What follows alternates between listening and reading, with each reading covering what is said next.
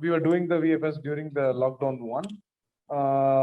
and the cusp of the lockdown being ending, but like even though it was pretty strict at that time, I got the opportunity to work with an organization called CTRD, which is basically based out of Gudalur in Nilgiris. They were working with the Paniyas and other multiple tribes who are residing there. Although I was not able to go there physically and do the research and experience the life over there, I have to say that was like an introduction to me, which the kind of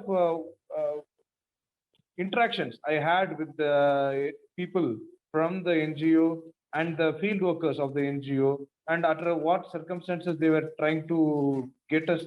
connected with these tribals. And when we interacted with, unfortunately, because tribal people are kind of very shy, they do not want to interact with you, even though you are going face to face. So very few of them were courageous enough to talk to us through video conference or like calls. But it was interesting enough, and that gave me a kind of a idea, like that broadened my horizon, which I used during my project work module, because I was working with the marketing strategy for a dairy product. But when I was interacting with the people, the kirana store owners, the shop owners, my horizon was more expanded, and I was able to think in a different way and interact with them in a different way,